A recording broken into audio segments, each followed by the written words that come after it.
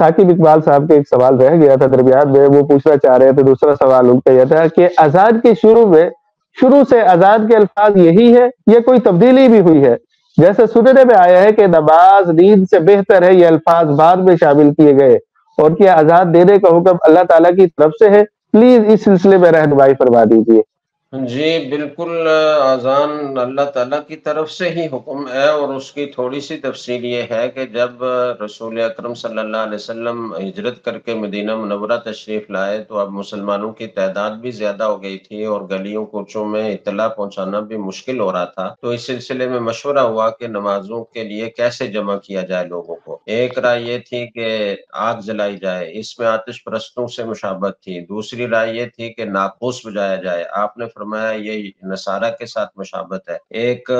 رائے یہ تھی کہ وہ جو ایک ہوتا ہے سینگ، اس کو بجایا جائے، تو آپ نے فرمایا یہ تو یہود کی مشابہت لازم آئے گی۔ پھر ایک رائے یہ آئی کہ ایک آدمی مقرر کیا جائے، حضرت عمر رضی اللہ تعالیٰ عنہ نے یہ رائے جو نمازوں کے اوقات میں اطلاع دیا کرے، چنانچہ حضرت بلال رضی اللہ تعالیٰ عنہ کی تشکیل اس پر ہوئی کہ وہ گلیوں میں چکر لگائیں گے اور الصلاۃ جامعہ کے الفاظ کہتے جائیں گے۔ اسی دوران پھر حضرت عبداللہ ابن زید رضی اللہ تعالیٰ عنہ نے آ کر اپنا خواب بیان کیا، اور اس خواب میں پورے اذان کے کلمات جس میں الصلاۃ خیر من النوم نہیں تھا وہ انہوں نے بیان کیے، تو آپ صلی اللہ علیہ وسلم نے فرمایا کہ خواب سچا ہے، چنانچہ یہ طریقہ مقرر ہو گیا۔ تو جیسے اللہ تعالیٰ کا براہ راست حکم واجب الاتباع ہوتا ہے، ایسے اگر رسول اکرم صلی اللہ علیہ وسلم یہ مشورہ نہ کرتے، خواب نہ آتا اور آپ یہ کلمات ارشاد فرماتے کہ اذان میں کہے جائیں،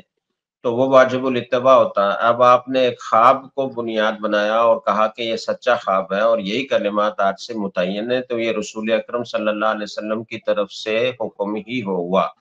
اور وما ينطق عن الهوى ان هو الا وحی یوحى،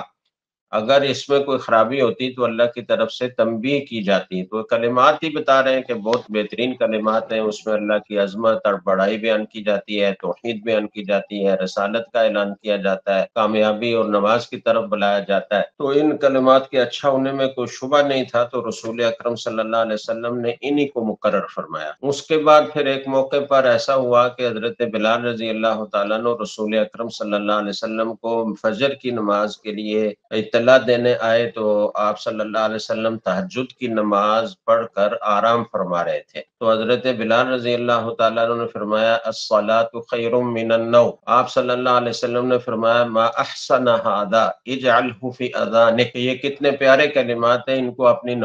اذان کا حصہ بناؤ۔ تو اس کے بعد سے پھر الصلاۃ خیر من النوم فجر کی نماز میں کہا جانے لگا۔